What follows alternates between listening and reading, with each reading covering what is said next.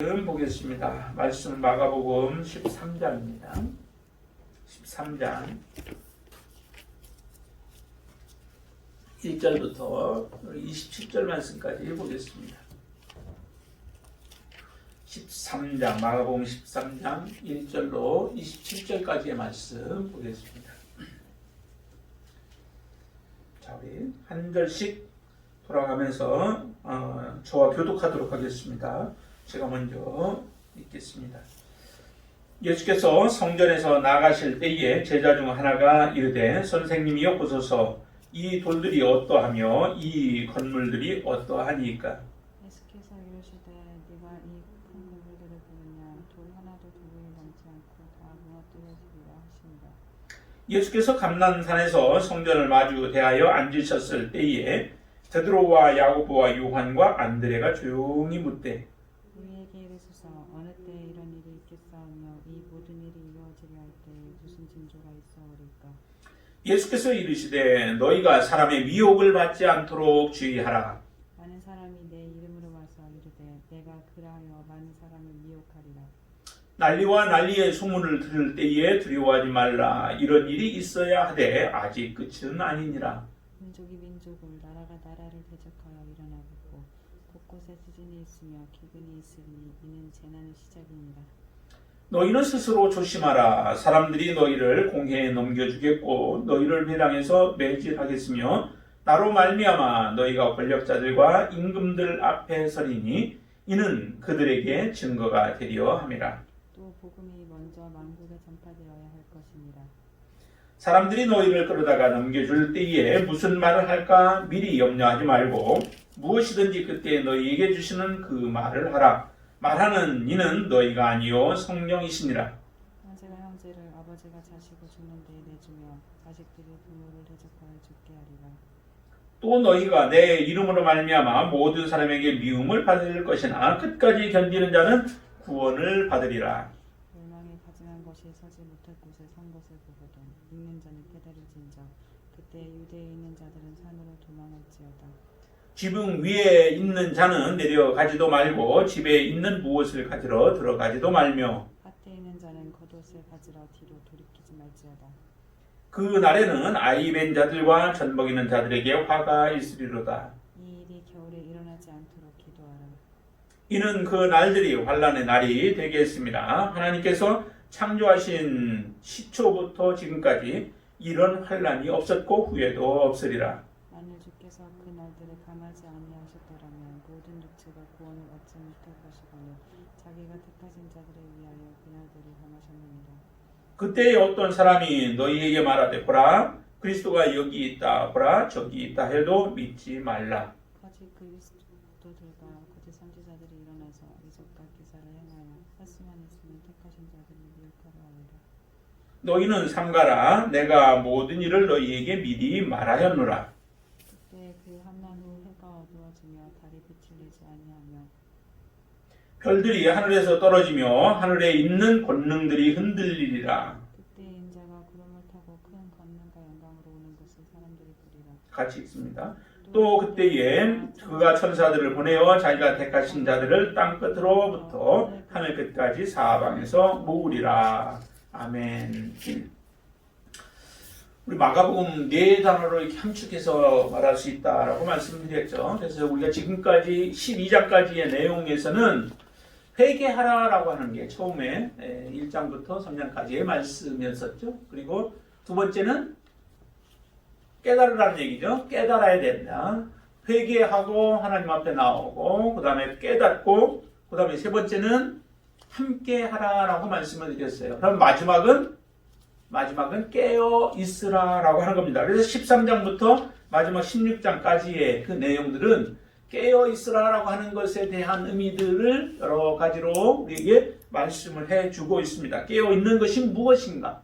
무엇이 정말 깨어 있어서 마지막 때 깨어 있는 자들이 주님의 오심을 준비하고 대비하고 있다가 주님을 맞이하게 되어질 터인데 그때 부끄럽지 않기 위해서는 반드시 우리는 깨어 있는 자가 되어져야 하죠.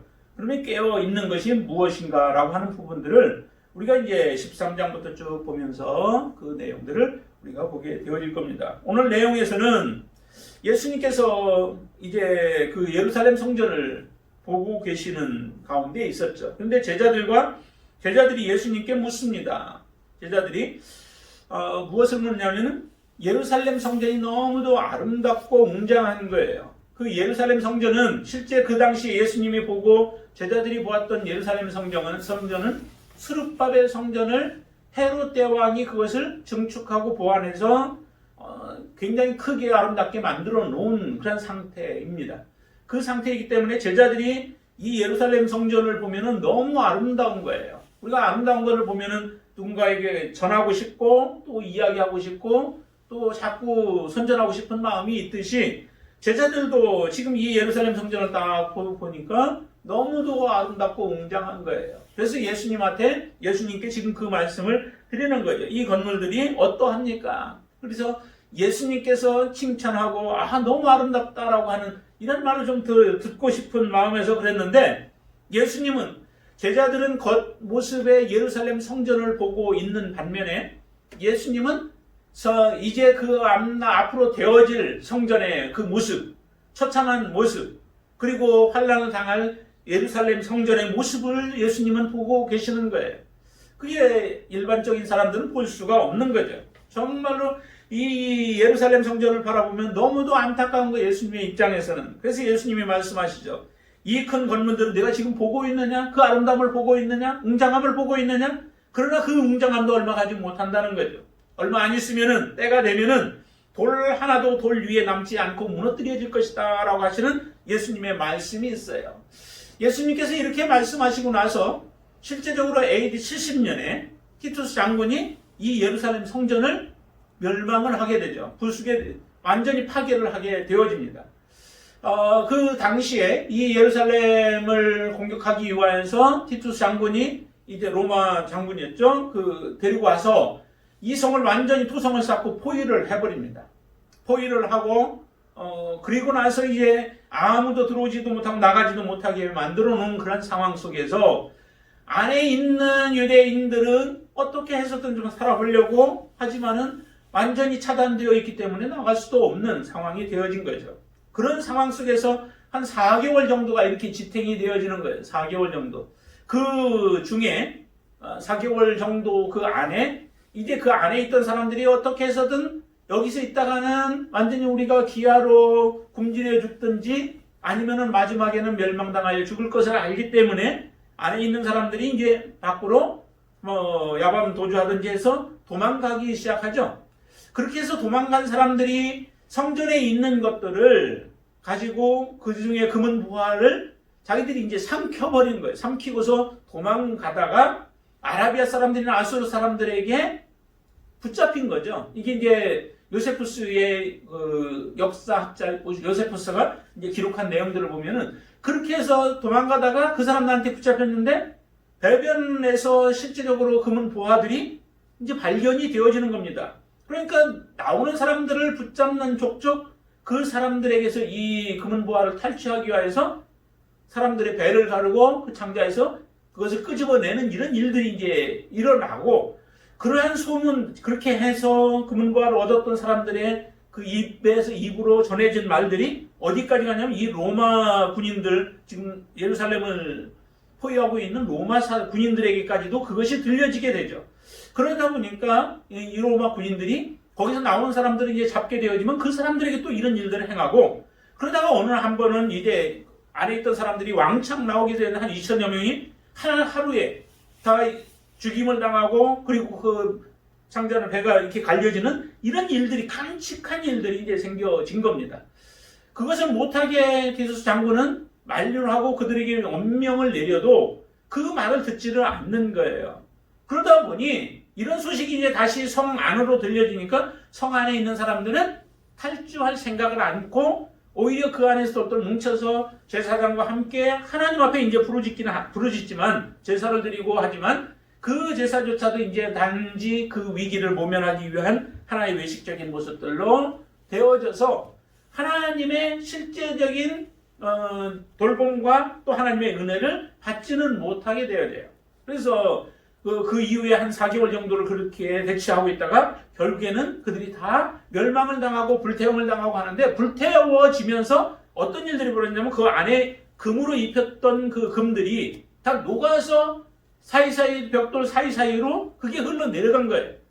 그러니까 이것을 또 찾기 위해서 로마 그 군인들은 성벽을 다 헐어버리고 사이사이 있는 금들을 파내고 그렇게 하기 위해서 돌과 돌들을 다 해쳐버리는 이런 일들이 일어나죠. 그래서 예루살렘 성전이 거기서 예수님이 예언하였던 것처럼 돌 하나도 돌 위에 남지 아니하는 그 말씀이 그대로 그냥 성취가 되어진 거예요. 이루어져 버린 거예요.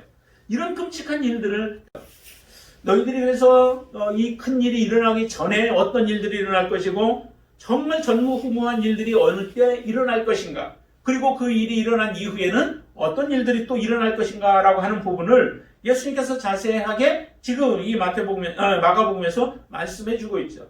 이 마지막 때 또 예수님의 재림이나 마지막 그 환란과 관계되어진 내용들은 마태복음과 마가복음과 누가복음 이 세 군데에서 등장을 해요. 그리고 요한복음에는 등장하지 않아요. 근데 왜 요한복음에는 왜 복음서라고 하는데 등장하지 않을까? 그 요한은 이 마지막 때에 대한 그 내용들을 어디서 기록하고 있냐면 요한계시록에서 그걸 기록하고 있는 것이죠. 그렇기 때문에 요한은 다루지 않고 나머지 마태, 마가, 누가의 경우는 지금 이 마지막 때에 대한 부분들을, 마지막 징조나 때에 대한 부분들을 기록을 하고 있는데, 그것이 구약에서도 이제 다니엘서라든지 또 그런 데서 기록이 되어져 있습니다. 그런 것들을 같이 보게 되어지면 마지막에 어떤 일들이 일어날 것인가 라고 하는 것들을 우리에게 잘 말씀해 줍니다. 그러면 여기에서 이제 예수님께서 말씀하신 징조와 그 때는 어느 때인가, 그 시기와 징조들이 어떻게 일어날 것인가 라고 하는 부분들을 우리에게 말씀해 주는데, 3절부터 보시면은 거기에 이제 그 징조들에 대한 부분들을 이야기를 하죠. 자, 그 중에서 이제 한번 5절 말씀을 보세요. 5절 보시면은 이렇게 말씀합니다. 예수께서 이르시되 너희가 사람의 미혹을 받지 않도록 주의하라. 근데 이것은 어느 때 일어나는 일들이냐면은 4절에서 이렇게 얘기를 하죠. 이 모든 일이 이루어지려 할 때에, 이 모든 일이 일어날 때가 아니라 일어나기 전에, 이루어지려 할 때에 이와 같은 일들이 일어날 것이다 라고 하시면서 말씀하시는 거예요. 그러니까 대환란, 전무후무한 환란이 일어나기 전에 반드시 이와 같은 일들이 이루어진다. 너희들이 그 모습을 보고, 그 상황들을 보고, 그 일어나는 일들을 보면서 너희들이 좀 깨닫기를 원한다는 거죠. 그리고 깨어 있기를 원하는 거예요. 그래서 예수님이 말씀하시는데 너희가 사람의 미혹을 받지 않도록 주의하라라고 말씀하죠. 그러니까 미혹하는 자들이 있다는 거죠. 미혹하는 자들이 있는데 그 미혹하는 자들이 많습니다. 많이들 마태복음 같은 데도 보면은 많은 사람들이 미혹하는 자들이 나타날 것이라 라고 말씀하고, 그 미혹하는 자들에 의하여서 미혹을 받는 사람들도 어때요? 6절에 보시면은 많은 사람을 미혹하리라 라고 말씀하고 있죠. 많은 사람들이 미혹을 당하게 되어진다는 거예요.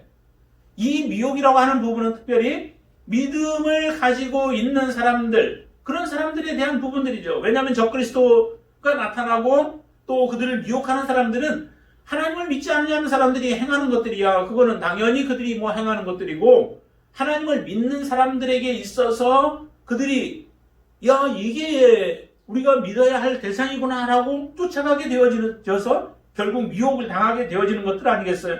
그렇기 때문에 마지막 때에는 이런 일들이 많이 일어날 것이라는 거예요. 서신서들의 내용들을 많이 보면요, 서신서들도 이와 같은 부분들을 얘기를 해요. 사람들에게 너희들이 미혹당하여서 믿음에서 떠나지 않도록 하기 위해서는 어떻게 해야 되냐면 반드시 바른 진리 안에 서 있어야 된다는 거예요. 바른 진리가 아닌 그릇된 진리들이 많이 등장을 해서 사람들의 마음을 움직이고 그들을 미혹하여서 결국 믿음에서 떠나가게 만들기 때문에 서신서들을 쓴 이유들이 거기에 있다는 거예요. 초대교회에도 그 당시에도 이런 미혹하는 자들이 있고, 지금도 미혹하는 자들이 많이 등장을 하고 있고, 앞으로는 또 그런 사람들이 많이 있다는 거예요. 우리가 조심해야 할 부분 중에 하나가 그 유튜브 같은 경우는 참 조심을 많이 해야 돼요.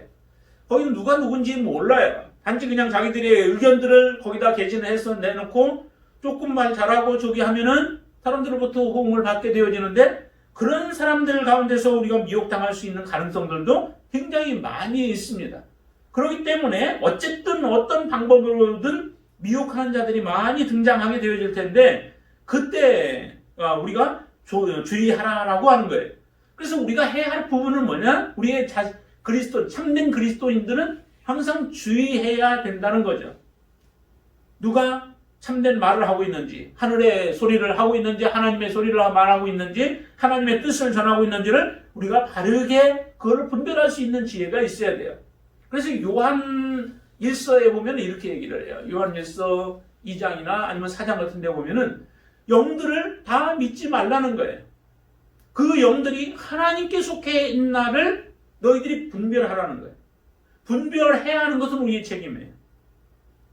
분별해서 이것이 정말 하나님께로부터 온 말씀인지 아닌지를 분별하지 못하면, 그 분별하지 못함으로 인하여서 결국 그들을 쫓아가게 되어지고 그 결과는 미혹을 당하게 되어지는 겁니다.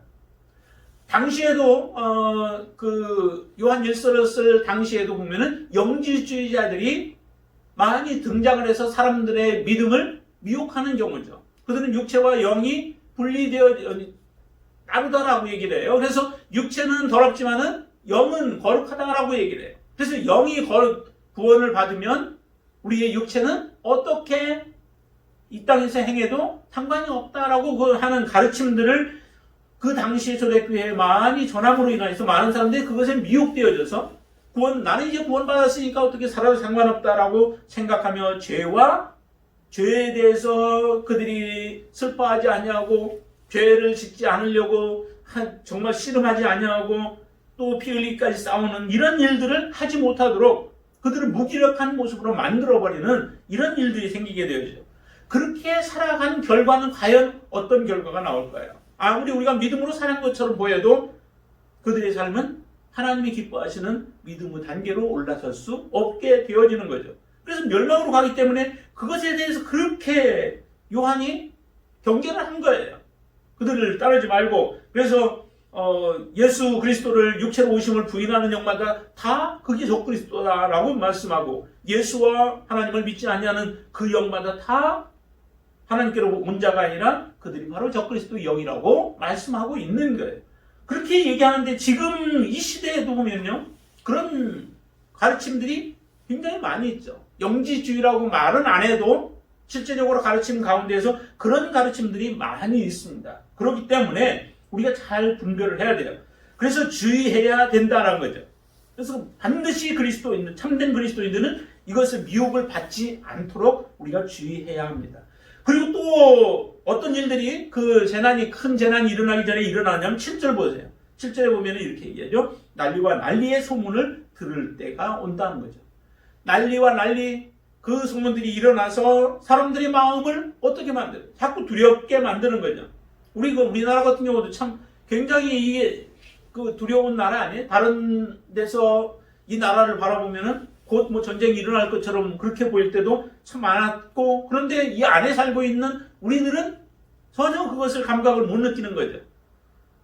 그런 부분도 있습니다. 난리와 난리 소문들이 나도 우리는 너무 무감각해져서 그것을 깨닫지 못하며 살아가는 경우들도 많다는 거예요.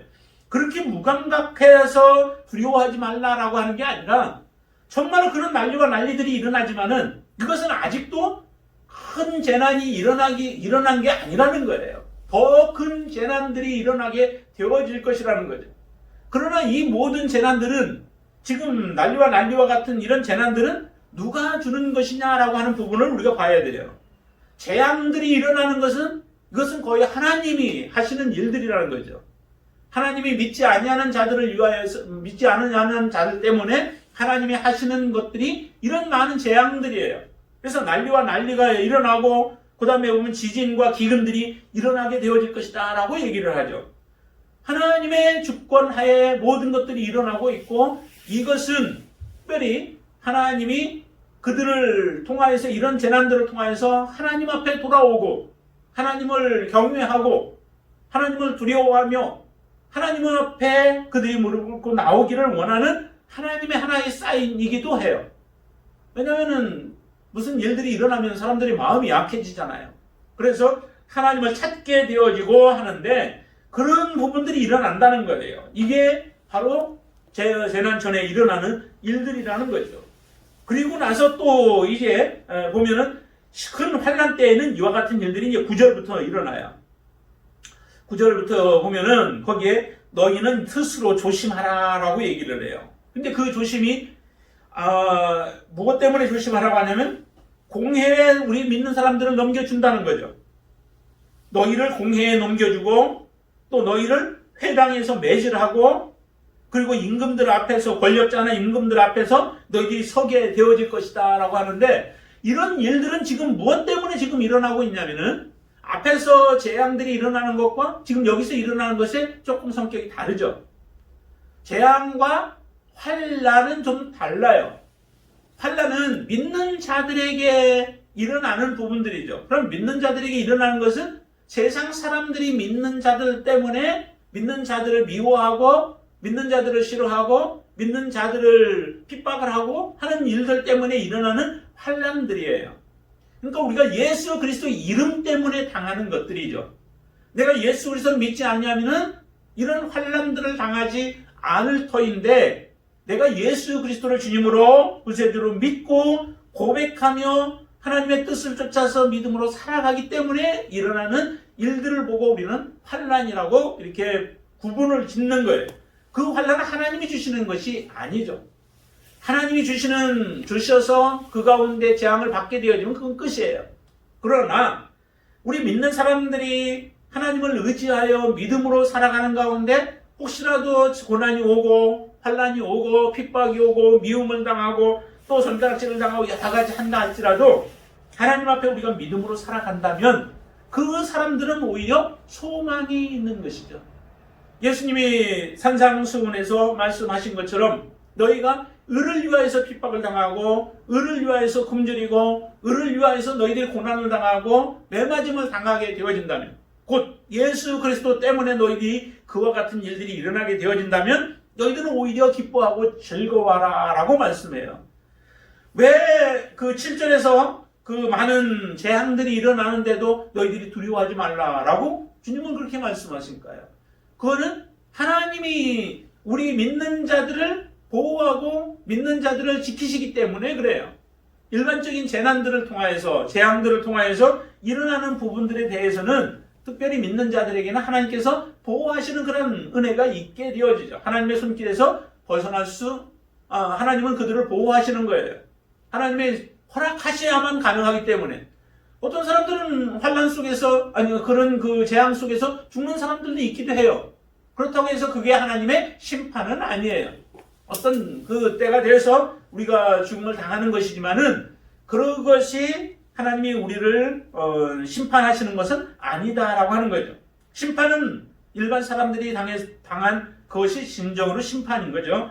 그러나 믿는 자들은 이처럼 하나님을 섬김으로 인하여서 많은 고난들을 당하게 되어질 것이라는 거예요. 그게 바로 큰 환난 가운데 일어나고 있는 그런 일들이에요. 그런 일들을 당할 때는 항상 조심하라는 거죠. 우리가 해야 할 하나님의 자녀들이 해야 할 일들은 스스로 조심하라는 겁니다. 그리고 염려하지 말라는 거죠. 우리는 끌려가면 공회에 끌려가고 또 그들이 옥에 갇히게 되어지고 이런 일들을 당하게 되어지면 그것 때문에 우리가 염려하기 쉬워요. 내가 무슨 말을 해야 할까? 그래서 11절에 한번 보세요. 11절 한번 같이 읽어보죠. 사람들이 너희를 끌어다가 넘겨줄 때에 무슨 말을 할까? 미리 염려하지 말고 무엇이든지 그때 너희에게 주시는 그 말을 하라. 말하는 이는 너희가 아니요 성령이시니라. 그 환난 가운데도 성령님이 우리와 함께 계신다는 거예요. 그게 축복이죠. 성령님이 저와 여러분들에게 함께 계신다면은 그 자리는 견딜 수 있고 그 자리는 이겨낼 수 있고 그 자리는 축복의 자리인 줄로 믿습니다. 우리가 어떤 상황 속에 있든 그거 문제가 되는 게 아니에요. 우리가 어떤 죽음을 당하는 것이 그게 중요한 게 아니라 내가 정말 성령님과 함께 거하며 주님의 뜻대로 순종하며 살아가다가 우리가 마지막을 맞이하느냐가 중요한 것이지 우리가 어떻게 어떤 환경 속에 어떤 대우를 당하고 어떤 어려움들을 당하는 게 이게 중요한 게 아니다라고 하는 거예요. 그러기에 우리가 매임을 당하든 어디에 갇히게 되어지든 그거는 두려워할 게 없다는 거예요. 너희들이 예수님 때문에 그런 일들이 당하게 되어진다면 그 사람과 주님은 함께 하실 것이고 성령께서 함께 하심으로 인하여 우리가 무슨 말을 할 것인지를 성령께서 주시겠다는 거예요. 주시는 말씀만 하면 돼요. 바람과 발락이 발람을 불러다가 이스라엘 백성들을 저주하려고 했었죠. 그때 발람이 하는 얘기가 그냥 재물 때문에 따라가기는 하지만은 그가 하는 말이 그렇잖아요. 하나님이 내게 주시는 대로 내가 말할 것이라는 거예요. 발락은 간절히 원해요. 이스라엘 저 백성들을 저주를 해서 우리를 이기지 못하게 해달라고 그렇게 간절하게 원하지만은 그 말을 할 수 없는 거예요. 그 안에서 하나님이 말씀하시고 하나님의 말씀을 주시니까 그 말씀을 내뱉는 거죠. 그게 바로 하나님의 사람이에요. 하나님과 함께 동행하는 사람의 삶의 모습인 거죠. 우리에게도 반드시 그렇게 하시겠다라고 하나님은 말씀하시는 거예요. 그러기 이 대환란 때에도 너희들이 미리 염려하지 말라는 거예요. 무슨 말을 해야 될까? 내가 그 상황이 되면은 무슨 말을 할까? 나를 위협하고 나의 목숨을 위협하고 나를 매질하면서 힘들게 하면 그때 내가 무슨 말을 할 것인가? 이거 염려하지 말라는 거예요. 하나님이 그때그때 이겨낼 수 있도록 하나님은 도우시겠다라고 말씀하셔요. 유튜브에서 아내가 하나 가르쳐줘서 주영훈이 하는 그 새롭게 하소서에 보니까 저기가 나오더라고요. 김진이라고 하는 그 개그맨. 그 사람이 틱장애를 가지고 있었는데 이 틱장애 때문에 개그맨을 하면서도 참 많은 어려움들을 겪었더라고요. 그가 죽는 데까지 우리를 나아가게 만들지만은 그러나 그때도 우리가 어떻게 해야 되느냐? 다시 말하면 순교의 자리까지 가게끔 그것도 사랑하는 가족들이 이렇게까지도 할 수 있다는 거죠. 그렇지만 그때에 우리가 해야 할 한 가지 자세가 있는데 그 자세는 뭐냐면 끝까지 견디는 거예요. 끝까지 견뎌내는 거예요. 그래야 그게 바로 진정한 구원이고 하나님의 자녀로서의 우리가 해야 할 마땅한 삶의 모습이다라고 우리에게 말씀해 주고 있는 거죠. 정말 이렇게 우리가 살아갈 수 있을까? 지금으로 생각해 본다면 이와 같은 상황이 된다면 내가 감당할 수 없을 것 같다라고 우리는 스스로 보지만은 또 어떤 경우는 장담하는 경우도 있어요. 베드로처럼 내가 예수님 죽는 데까지 예수님을 따라가겠습니다라고 장담하지만 막상 그 상황 예수님과 딱 마주쳤을 때 그리고 다른 사람들이 자기에게 질문할 때에 그때 그 두려움으로 인하여서 그 모면하기 위하여 거짓말하고 주님을 부인하고 맹세하면서 저주하면서까지 주님을 부인했던 그 베드로처럼 우리는 지금 당장은 이런저런 얘기를 할 수 있다는 얘기죠. 지금 어떤 상황이 와도 나는 주님을 부인하지 않겠습니다 라고 말할 수도 있어요. 아니면은 지금 생각해봐도 너무 떨리고 너무 두려워서 나는 어떻게 할 수 없을 거야 라고 생각을 하지만 정말 하나님을 사랑하는 마음이 우리에게 있다면은 끝까지 견딜 수 있도록 하나님은 우리에게 그런 힘도 주신다는 거죠. 그러기에 너희들은 끝까지 그런 상황 가운데 오면은 견디라라고 말씀하는 거예요. 마지막까지 견디는 자가 구원을 받으리라라고 말씀하시고 주님은 우리에게 약속하십니다. 그런 자들에게 죽도록 충성하면 생명의 면류관을 너에게 주겠다라고 말씀하십니다. 하나님 말씀처럼 우리가 그렇게 갈 수 있게 되길 바랍니다. 그러면서 또 이 마지막 때 큰 환난 가운데서 일어날 일들이 있는데 그게 이제 14절의 말씀이에요. 14절 말씀이에요. 거기에 보면은 멸망이 가증한 것이 서지 못할 곳에 선다라고 얘기를 하죠. 멸망에 가증한 것들, 더러운 것들, 부정한 것들 이런 것들이죠. 그런 것들이 서지 못할 곳, 그건 아주 거룩한 곳이에요.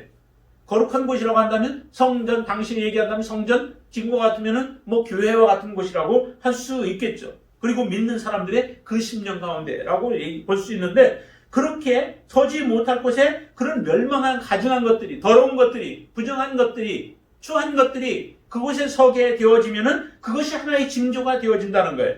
그런 일들이 일어나게 되어지면 우리가 해야 할 일들이 무엇일까? 그런 일들이 일어나면 너희들은 피하라고 하는 거예요. 우리가 취해야 할 자세가 피하는 거예요. 도망가는 거예요. 억지로 그 일을 우리가 감당해 보겠다, 나 이길 수 있어 라고 하면서 그 자리로 가는 게 아니라 이런 일들이 징조가 나타나면은 그때는 피하라고 하는 거예요. 속으로 들어가지 말라는 거예요. 요셉이 요셉이 애굽의 그 여인으로부터 피했던 것처럼 그 자리는 피하라는 거죠. 보디발의 아내가 유혹을 하면 그 유혹에 내가 견뎌보겠다라고 머물러 있지 말고 피하라고 하는 거예요. 그래서 옷이 찢어질 만큼 강하게 잡았겠죠. 그런데도 그걸 뿌리치고 뛰쳐나가는 요셉이 지혜로운 거죠. 그런 지혜가 우리에게도 필요해요. 나는 하나님의 자녀이니까 내가 당당히 이겨낼 거야.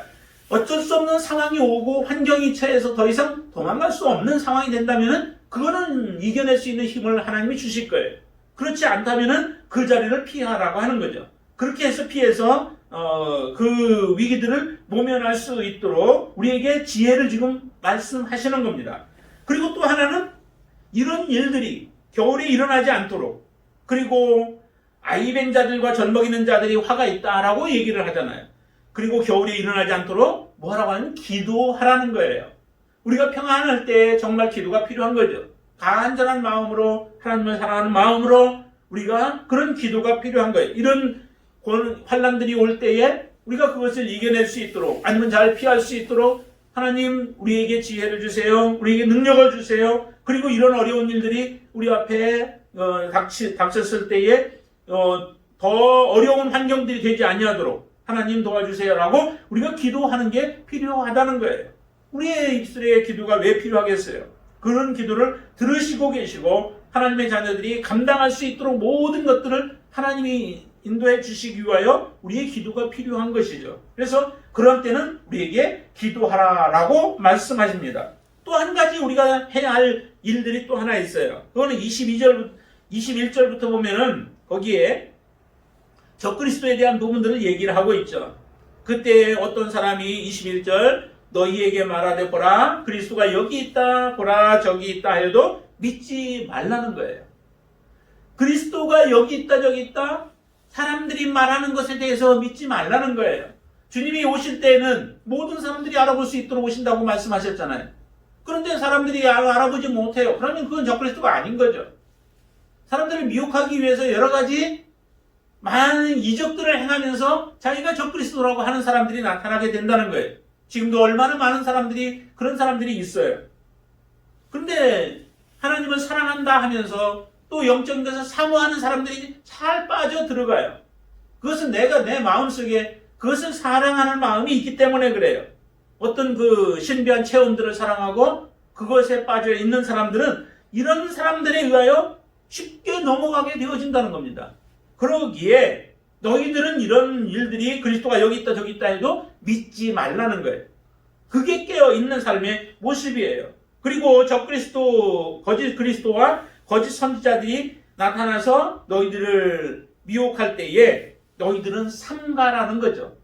믿지 말고 삼가하라라고 하는 것을 우리에게 말씀해 줘요. 정말로 여기서 그 다음 뒤에도 이제 쭉 나오겠지만은 여기 깨어있는 것이 무엇인가? 지금 13장부터는 쭉 깨어있음에 대해서 얘기를 하는 것인데 그 깨어있음이라고 하는 것들이 바로 이런 환경들이 올 때에 그것을 잘 이겨낼 수 있도록 주님이 지금 말씀해 주신 것들을 기억하라고 그렇게 살아가는 것들이 그게 바로 깨어있는 삶을 말씀하고 있는 거예요. 그래서 미혹이 올 때는 주의하는 것, 그리고 난리와 난리 전쟁 일어날 때는 두려워하지 말라는 거예요. 두려워하면서 갈팡질팡하지 말고 오히려 그때 더 주님을 바라보며 주님 뜻 안에 있는 자들은, 사명이 있는 자들은 하나님이 지키시고 보호하여 주시기 때문에 그런 일어나는 것들로 때문에 보이는 것들 때문에 너희들은 두려워하며 믿음을 저버리지 말라라고 하는 것들이죠. 그리고 많은 박해들이 일어날 때는 정말 깨어있는 건 뭐냐? 스스로 조심하는 거예요. 스스로 조심하고 무슨 말을 할까 염려하지 않는 겁니다. 하나님이 그때에 그때 필요한 말들을 주셔서 나로 하여금 지혜롭게 그 일들을 이겨낼 것이다 라고 하는 것. 그리고 끝까지 견디는 거죠. 중간 아무리 우리가 믿음 생활 지금 잘했어도 마지막까지 견디지 못하면은 그거는 깨어있는 삶이 아니죠. 그거는 깨어있지 못한 거예요. 깨어있지 못하여서 우리의 믿음에 결국에는 실패를 가져오게 되어지는 거죠. 그리고 피해야 할 것들은 피하고 하나님 앞에 간절하게 기도하는 삶이에요. 그 삶이 깨어있는 것이죠. 그리고 적그리스도들이 나타나서 아무리 우리를 미혹한다 할지라도 그것을 믿지 말고 우리 자신을 잘 삼가해서 하나님의 말씀 안에 우리가 살아가는 삶을 살아가는 것, 그것이 바로 여기서 얘기하고 있는, 말씀하고 있는 깨어있는 삶이라고 하는 겁니다. 그렇게 우리가 살아가게 되어질 때에 반드시 이런 큰 환난들이 오게 되어질 거예요. 내가 살아있는 동안에 이러한 일들이 일어나게 되어진다면 반드시 이런 큰 환난들이 일어나고, 환난이 일어나기 전에 많은 징조들이 일어나고, 하지만은 그러한 가운데서도 우리가 믿음으로 승리할 수 있는 그 비결을 지금 주님께서 말씀해 주신 겁니다. 이 말씀을 우리가 잘 붙잡고 믿음으로 살아가게 되어질 때에 우리 앞에 많은 일들이 일어난다 할지라도 그것이 결코 우리의 믿음을 무너뜨리지 못하고 하나님 앞에 바르게 서서 주님을 섬기는 믿음의 삶을 살아가게 되어질 줄로 믿습니다. 그런 삶을 살아갈 수 있게 되기를 주님의 이름으로 축원을 드립니다. 기도하겠습니다. 아버지 하나님, 우리에게 지혜를 주시옵소서. 깨어있는 믿음을 주시옵소서. 하나님, 우리가 깨어있어야 한다라고 하는 것을 너무도 잘 알지만은, 그러나 어떻게 살아가는 것이 진정으로 깨어있는 것인가 라고 하는 부분을 이제 하나님께서 말씀해 주시기 시작할 때에 그 말씀들 하나하나 우리의 가슴에 새기게 하여 주시고, 이러할 때에 이런 일들이 일어날 때에 하나님 지혜롭게 행동할 수 있도록 역사하여 주시옵소서. 많은 사람들이 큰 환난이 닥칠 때에 그 환난이 닥치기 전에 우리가 구원 휴거하고 또 살아날 것으로 알지만 많은 부분들이 이 환난들을 또한 경험해야 되고 거쳐야 된다라고 우리에게 말씀하고 있습니다. 하나님, 우리가 어떤 믿음을 가져야 합니까? 하나님, 우리는 반드시 어떤 상황 속에서도 주님을 부인하지 아니하고 주님 말씀대로 살아가겠다라고 하는 결심을 가지고 주 앞에 살아가게 하여 주시옵소서. 하나님의 자녀들을 하나님이 책임지시고 또한 하나님이 붙들어 주시고 위기들을 모면하고 이겨낼 수 있도록 힘과 능력을 더해 주시는 하나님이심을 믿습니다. 그런 하나님과 우리가 동행하게 되어질 때에 반드시 우리가 마지막까지 주님 승리하는 믿음을 갖게 되어질 줄로 믿습니다. 어떠한 일들이 일어난다 할지라도 두려워하거나 염려하거나 걱정하지 않게 도와주시고 항상 깨어있는 자세로 주님 앞에 서서 믿음으로 살게 하여 주시옵소서. 특별히 아버지 하나님, 우리 육신의 연약함으로 인하여 하나님 우리의 믿음이 약해지지 않게 도와주시옵소서.